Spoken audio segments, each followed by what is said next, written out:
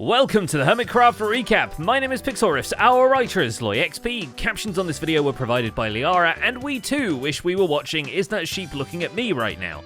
Very true. Pearl, you're also wearing some kind... That is a sheep head on you, right? That's not just your normal head. Yeah, no, that is a sheep head, I promise. Hey, g'day, how's it going? But I feel a little bit outshined by Keralis. I was pretty happy with my sheep head. For those not in the know, despite us hyping it up for a few weeks now, Is That Sheep Looking at Me is Zedaf's long-running joke minigame turned game show, and it once again has been renewed for another season. I don't know how to score that. You've given me too difficult of a thing. I can't give you all full points. Though technically not Hermitcraft, it has all the familiar faces for the contestants, who also were invited to participate via Hermit's in-game postal service too. So these videos is where you come to finally see the tasks Zed put everyone through pay off. Episode 1 features BOO, Gemini Tay and Smallish Beans and their attempts to endanger a sheep on camera, and Episode 2 brings us Keralis, Pearlescent Moon and Mumbo Jumbo doing their best to show you a sheep that you won't notice. It's warm and cozy entertainment, by the end of which you will know more things about the Minecraft sheep than you ever wanted to, so check that out after you're done with this video, which will begin actually recapping Hermitcraft now. Starting with Skizzleman, who is back on the server, checks his mail and is immediately paranoid about sheep watching him. Huh? What? I gotta get a sheep to auto-shear itself. To appease his new ovine audience, Skiz time-lapses his way to the requested overcomplicated sheep shearing contraption. His twist is that the machine randomly chooses the fate of the sheep pulled out of the holding pen and, depending on sheer luck, either dips them in lava, drops them back into the circuits to go around again, or sends them to a 50-50 chance to be sheared or shot with arrows, making it only slightly more dangerous than the average roller coaster. I'm liking what I'm seeing here, man. So we're gonna let the babies grow and we're gonna fill these with arrows and shears and we're happy. Skiz takes care of his other grim business by dressing as the Reaper and tolling the bell for Zombie Cleo, who point blank refuses to hand over their hay bale permit in the face of these theatrics. Nice outfit, by the way. Yep. Halloween was weeks ago. So I like this. I don't want to wear it once, okay? I got my candy and I still want to wear it out with the... His slightly less grim business is the banner shop, which we last saw Joel Smallish Beans stuffing into the horn of his giant phonograph.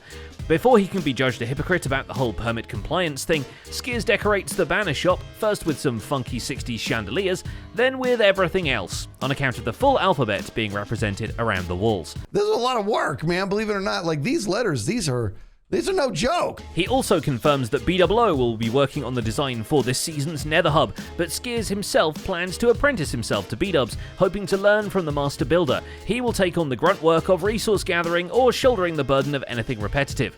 Basically joining the workforce previously occupied by Keralis' children. But also use me, man. You got to use me. Whether it's getting material or there's just a ton of repetitive building that you've made it very clear what the pattern is or whatever.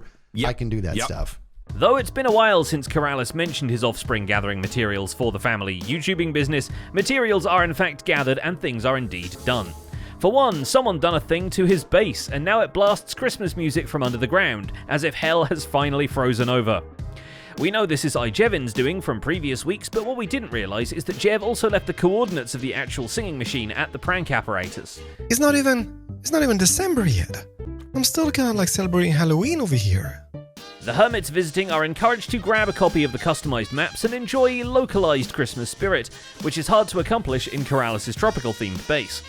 An otherwise cute addition to the area is a bar Keralis populates exclusively with farmer villagers, simply because they're already wearing climate-appropriate straw hats. Another helpful touch are the hot air balloons floating over the jungle that he can handily hop up to thanks to the breeze charge launchers directly underneath. And really, the altitude adjustment offers a much nicer view of the totally real skyline, not clickbait. It's huge. I asked Shashram last week, Shashram, what you gonna have on the back of the buildings? And he was like, yeah, we might have some murals, graffiti, wall art, or whatever.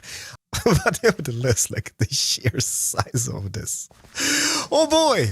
So, despite what you might think, the massive wall with the hills and sky painted on it is not some Wile E. Coyote technology. It's simply a compromise Azumovoid offers to deal with the fact that the new Wool Street build towers over the vacation jungle, ruining the vibe a bit by reminding that some people have jobs.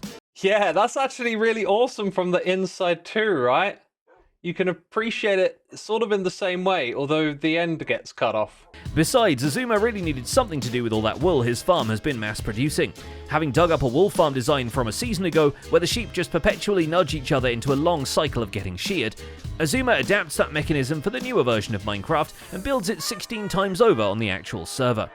But hey, this isn't like the old days of Hermitcraft. We've got powerful hardware, and I'm pretty sure the server's going to be fine. With every colour of cloth combining in faster than Joe Hills can count it, 840 stacks. You mathed all 16 colours.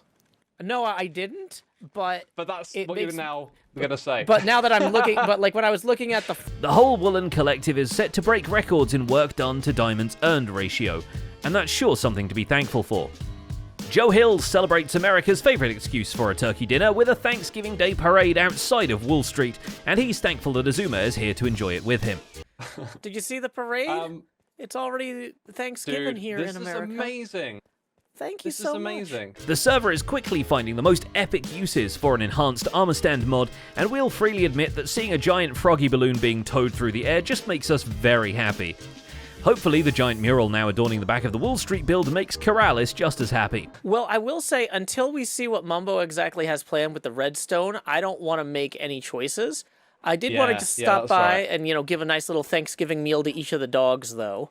While Joe is parading himself around the server thanking people, he gives a shout out to his community, collaborators and mod makers, to the Love Tropics livestream which Hermitcraft wrapped up this year, and to Etho building a TCG arena and the other hermits finishing up the playing cards while Vintage Beef is busy being a dad.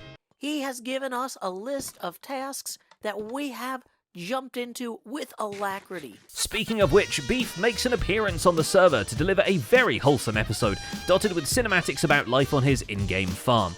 Harvesting and replanting crops, relocating errant animals, the video is just a day in the life of a farmer whose farm shop has been closed due to metal contamination. Noise pollution must go.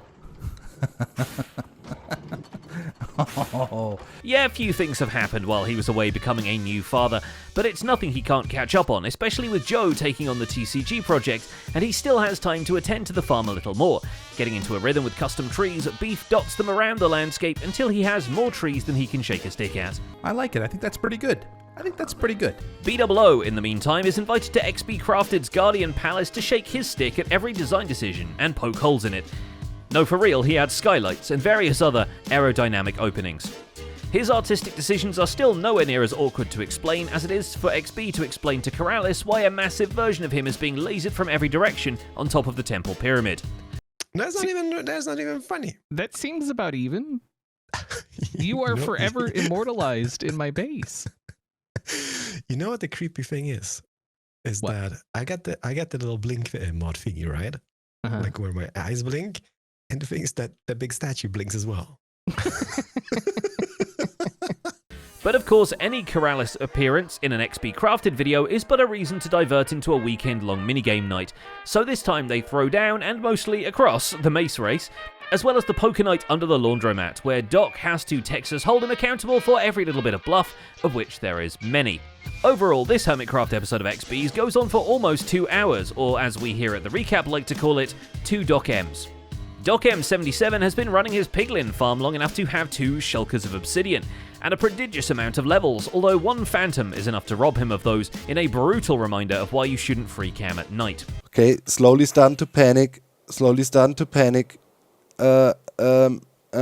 Alright, where's the farm? Over there. If he fell, then probably somewhere here. Doc still has a rail shop to establish, which is why he starts siphoning off the gold from the farm to produce powered rails, and soon finds he has rich people problems. The gold is coming in too fast.